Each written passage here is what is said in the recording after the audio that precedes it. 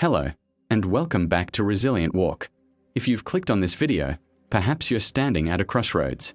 Maybe you're facing decisions that feel too heavy, too important, too uncertain. When every choice seems to carry the weight of your entire future, and you're not sure which path will lead you away from pain or deeper into it. Before we begin our story today, if you find a moment of clarity here, feel free to like the video and join our quiet community by subscribing. Now, settle in. Let's travel to a quiet neighborhood, where the evening light filters through old maple trees, and a young woman named Maya sits on her front porch, watching the world go by while wrestling with questions that feel too big for her heart to hold. Maya had always been the kind of person who felt everything deeply. The weight of her parents' expectations, the pressure of friends moving forward with their lives, the constant hum of uncertainty about her own direction. At 28, she felt like everyone else had received some manual for adulthood that had somehow skipped her mailbox. Every decision felt monumental. Should she stay in her hometown near family, or move to a new city for a fresh start? Should she go back to school, or invest in the small business idea that kept her awake at night? Should she end the relationship that felt comfortable but not quite right, or hold on to something that was good enough? The worst part was the paralysis that came with each choice. Maya would lie in bed at night, her mind spinning through endless what-ifs and worst-case scenarios. Her stomach would clench at the thought of making the wrong move and derailing some perfect future she couldn't even clearly picture. She had started keeping a mental catalogue of everyone else's successes on social media, comparing their highlight reels to her behind-the-scenes confusion. Her sister had gotten married and bought a house. Her college roommate had landed her dream job in another state. Her neighbor had started a family and seemed to glow with purpose. Meanwhile, Maya felt stuck in amber, aware that time was moving around her while she remained frozen, afraid to step forward, afraid to stay still, afraid that any movement might be the wrong one. She would sit on her porch in the evenings, watching other people walk past with their dogs, their jogging routes, their apparent certainty about where they were going. The autumn air would carry the scent of wood smoke and dying leaves, reminding her that seasons changed whether she was ready or not. But Maya remained still, waiting for a sign that never seemed to come. The crisis came not as a dramatic event, but as a quiet moment of reckoning. Maya was having coffee with her grandmother, Rosa, who was 93 and sharp as ever. They sat in Rosa's small kitchen, surrounded by photographs spanning decades of family life. "Mija," Rosa said, stirring honey into her tea, "you look tired. Not body tired, soul tired." Maya tried to deflect, but her grandmother's knowing eyes saw straight through to the exhaustion she'd been carrying. I don't know how to choose," Maya finally whispered. "Everything feels so permanent. What if I pick wrong? What if I waste my life making the wrong decisions?" Rosa was quiet for a long moment, looking at a photograph of herself as a young woman, standing in front of a house Maya had never seen. "You know," Rosa said softly, "when I was your age, I stood at my own crossroads. I could marry your grandfather and move to America, or stay in Mexico near my family. Both choices meant losing something precious." She touched the photograph gently. "I was so afraid of choosing wrong that I almost chose nothing at all. I almost let fear decide for me." Maya felt something crack open in her chest. "How did you know what to do?" Rosa smiled, her weathered hands wrapping around her teacup. "I talked to myself, the self I hoped to become. I asked her what she would want me to do."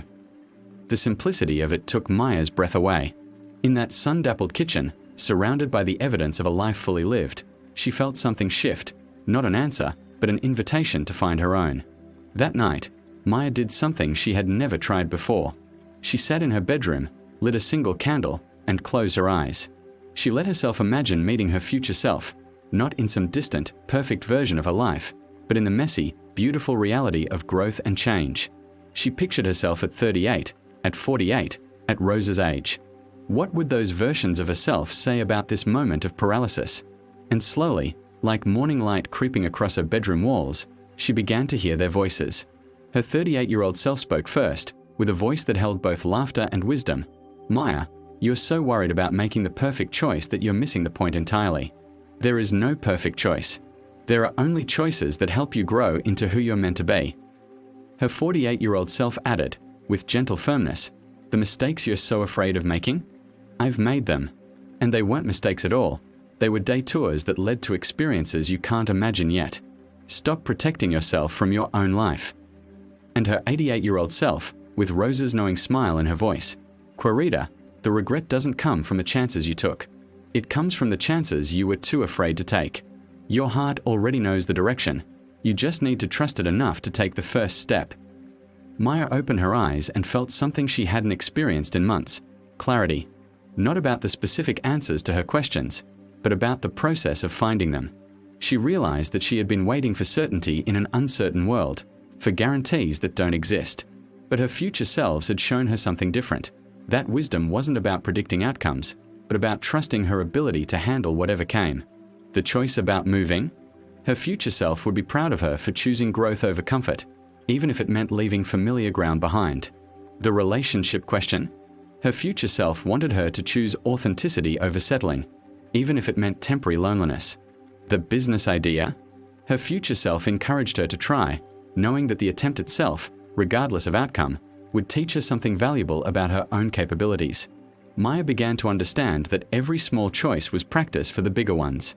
Practice in trusting herself, practice in recovering from uncertainty, practice in becoming the person who could handle whatever life brought. Over the following weeks, Maya began making decisions, not perfect ones, but intentional ones. She signed up for evening classes to explore her business idea. She had an honest conversation with her boyfriend about their future. She started putting money aside for a possible move. Each choice felt scary, but also right. Like stretching muscles she hadn't used in years. But the real transformation wasn't in those big decisions. It was in how Maya approached everyday moments. Before any choice, large or small, she would pause and ask, what would my future self want me to remember about this moment? Sometimes the answer was, this decision isn't as important as you think. Either path will teach you something valuable. Sometimes it was, the fear you're feeling is just excitement in disguise. Move toward it. And sometimes it was, trust the wisdom in your body. The choice that makes you breathe deeper, stand taller, that's the one. Maya discovered that when she aligned her choices with her future wisdom, something beautiful happened. The anxiety that had once paralyzed her transformed into anticipation. The weight of decisions became the lightness of possibility. She still felt uncertain sometimes. That was part of being human. But uncertainty no longer felt like a stop sign. It felt like an invitation to grow. 6 months later, Maya sat on her porch again, but this time she wasn't waiting for her life to begin. She was living it, one conscious choice at a time. When young people in her neighborhood would stop to chat about their own crossroads, Maya would share what Rosa had taught her. You already carry the wisdom you're seeking. You just need to listen from the right distance, the distance of who you're becoming. And so Maya learned that the future isn't something that happens to us. It's something we create through 1,000 small choices, guided by the wisdom of who we are becoming. Perhaps your own life is asking for this same kind of courage. The next time you face a choice that feels too big, too uncertain, too important, pause. Close your eyes. Listen for the voice of your future self. What would they want you to know? What would they want you to trust? What small, brave choice would they celebrate you for making today? Your future self has already lived through whatever you're facing now. They've made mistakes and recovered. They've taken risks and grown. They've learned that the path isn't about perfection, it's about progression. One conscious choice at a time. The alignment between your present path and your future wisdom isn't about predicting tomorrow. It's about trusting that the person you're becoming is already guiding the person you are today. May you find the courage to listen to that guidance. May you trust in your own capacity to grow, to adapt, to choose wisely, not because you can see the future, but because you can feel the direction of your own becoming. Be well, and rest easy.